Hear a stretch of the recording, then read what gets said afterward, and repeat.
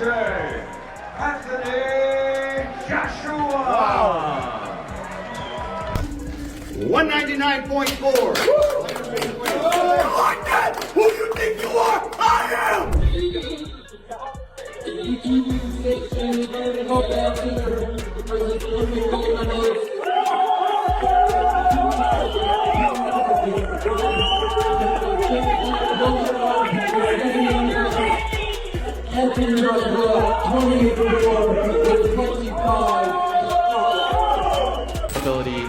You did say something, and I'm paraphrasing here, so please correct me if I'm misinterpreting it.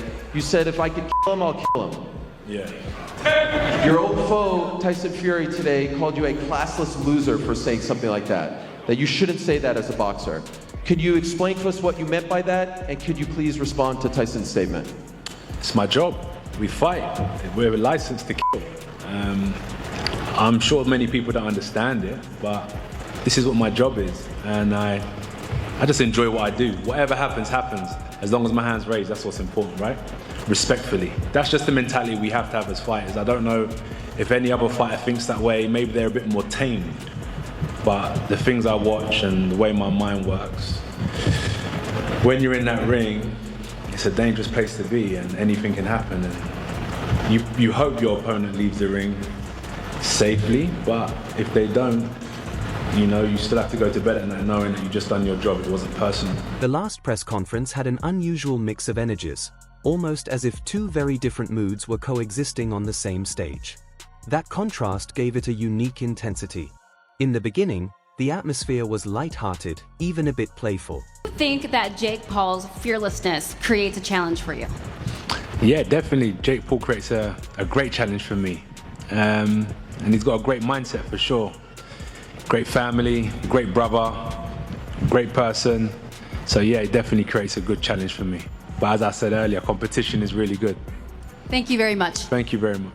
AJ, you called this the ultimate barbershop fight, the ultimate plane fight. Everyone's talking about it. I love that description. I'm wondering, when you were in Valencia training, maybe back home a little bit here in Miami, are a lot of people coming up to you and saying, can you please knock this guy out? That seems to be the sentiment. Are they coming up to you and saying that? Nah.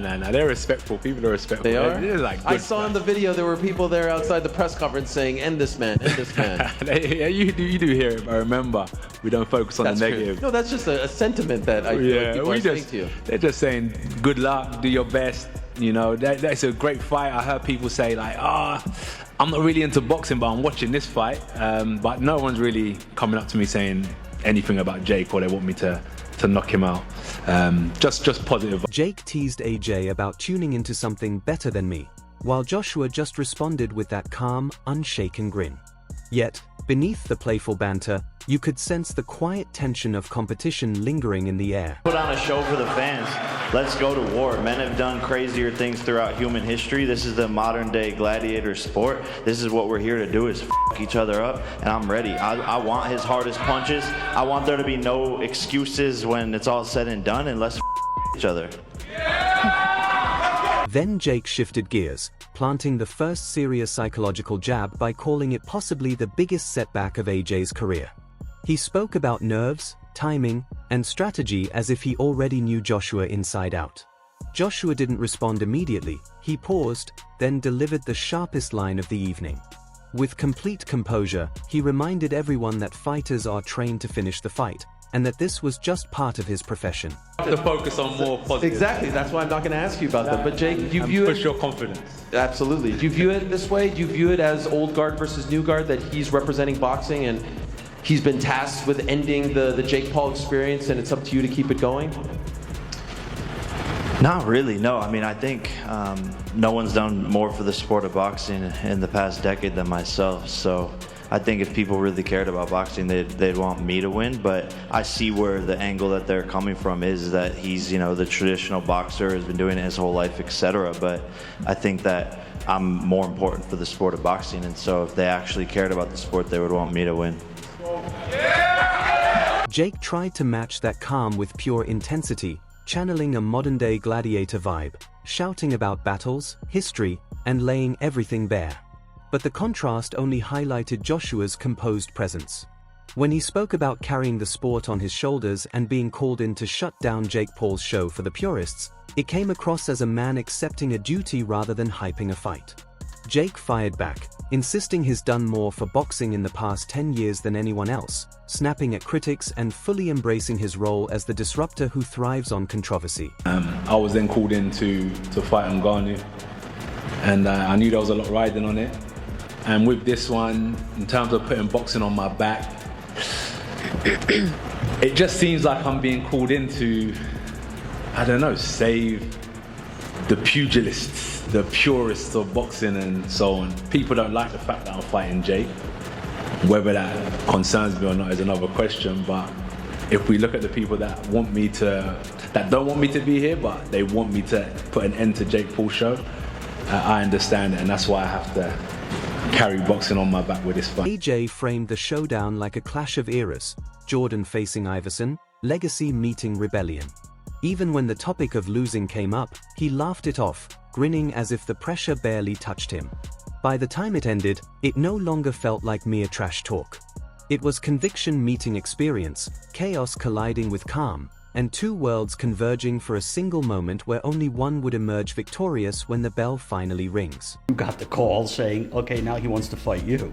Oh, just for a brilliant opportunity, man, you know, because I understand what his audience tuning in does for me, what it does for boxing as a whole, and the ripple effect it has on the industry that I'm in. Because when Jake moves aside, boxing still benefits. I'm a pure boxer, so boxing still benefits. I just thought, what a great opportunity to perform in America just before Christmas.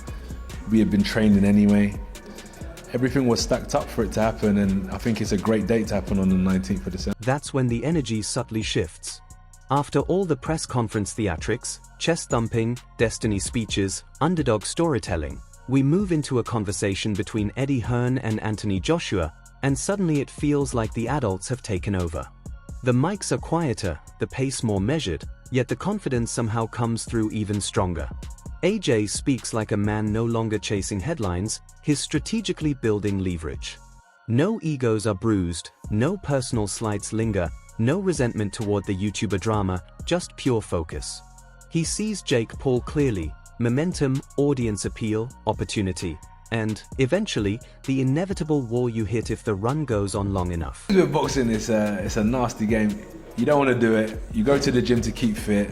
As Eddie said, you can see this guy's got a bit of talent. Hey, get some gloves on.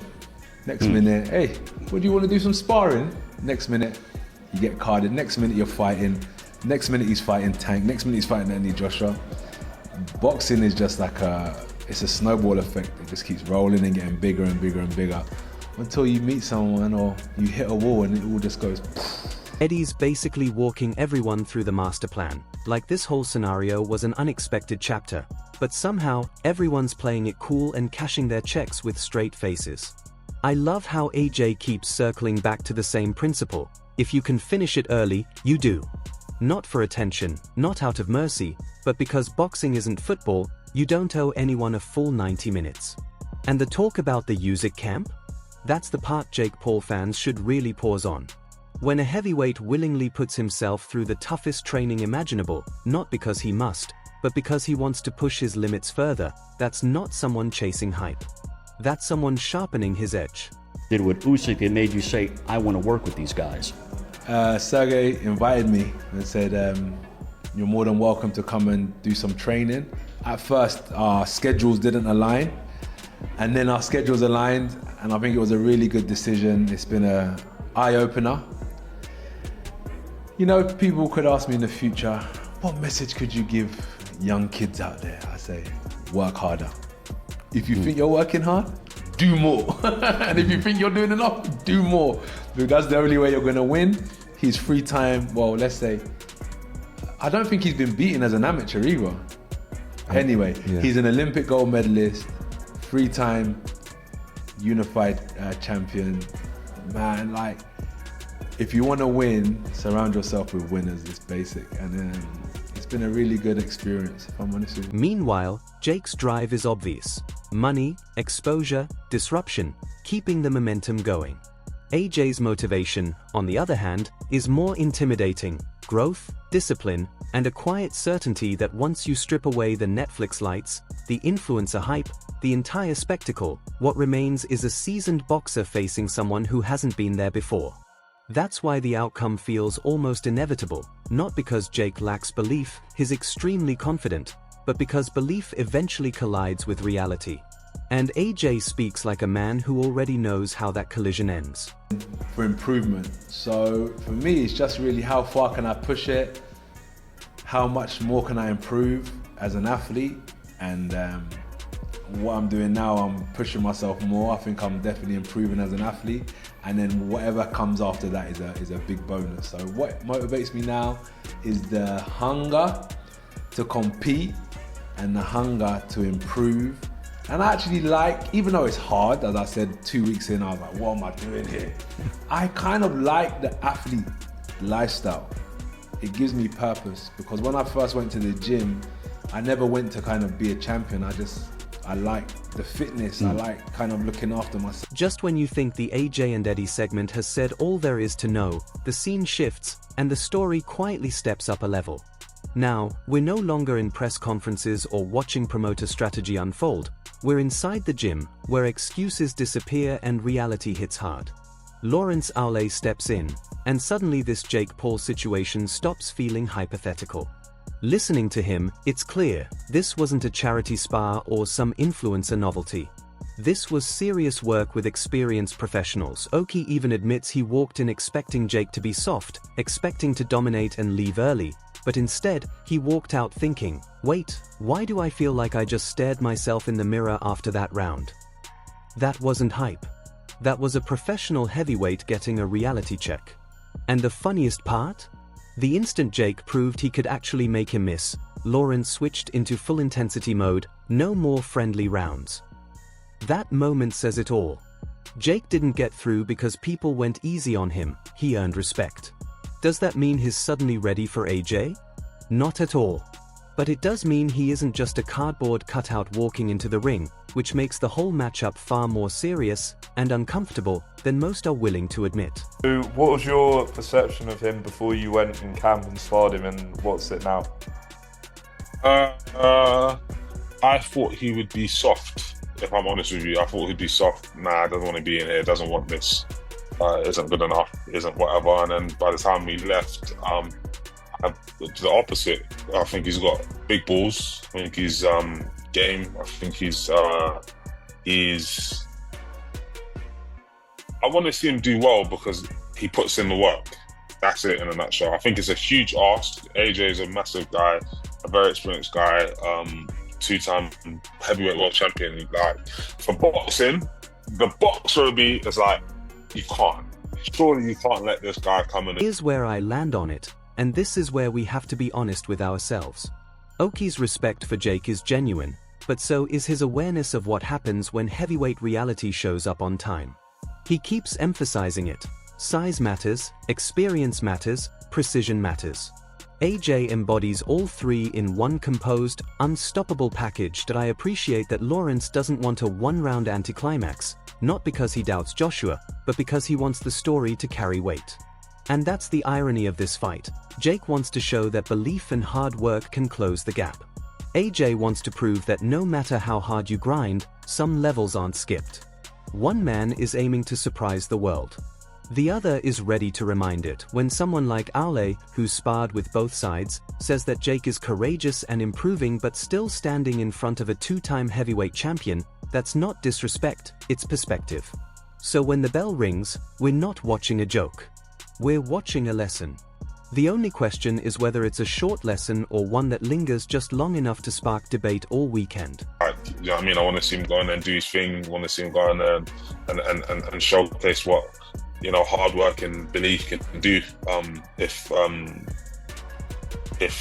WBO world champion could come from white collar to be heavyweight world champion, then, you know, why can't Jake Paul be competitive with AJ? How many rounds did you do with him? Do you remember? We're doing like, because he had Jared as well, so we were doing like, I don't know, 3 to 6 like every other day. So, you know, I don't know, probably like 30, something like that, 30 something rounds, maybe a bit. When you step back and take it all in, the tense press conference, AJ's icy calm, Eddie quietly laying out the long-term strategy, and Lawrence Okolie revealing what really went down in the gym, this fight stops feeling like a viral stunt and starts to feel like a true crossroads.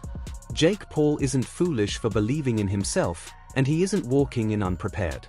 But Anthony Joshua isn't guessing, hoping, or psyching himself up with confidence. He's relying on years of experience, disciplined routines, and habits forged at the very top of the sport. This isn't just hype versus skepticism. It's ambition versus accumulation, confidence versus repetition, momentum versus muscle memory. That's why the matchup has everyone divided. Some are tuning in hoping to witness one of the biggest upsets of the modern era, a night when belief flips the script. Others are watching to see boxing's hierarchy reaffirmed, to witness what happens when preparation meets opportunity and refuses to yield. There's no middle ground, and that's exactly what makes it so compelling. Do you know what I mean? And then we had then we sparred, do you know what I mean? And I went all out, and then we just kept that same energy throughout camp. So that day I might have caught him off guard, you know, with just the intensity that I was coming with, but there wasn't any particular punch that I remember like, ooh, that one did it. It was just, I was just really on him that day. And then, like I said, he came back and then he leveled up from that one. And then from there, the coaches started coming up to me like, saying, we need that. We need you to, I need that. And I was thinking, like, fair enough. Like, if you need that, I'm going to keep trying to give that. So, what do you think? Is Jake bold enough to defy expectations? Or is this the moment heavyweight boxing reminds everyone just how ruthless it can be? Share your thoughts in the comments, keep the debate respectful, and let's see where the fans truly stand. And of course, don't forget to like, share, and catch you in the next one.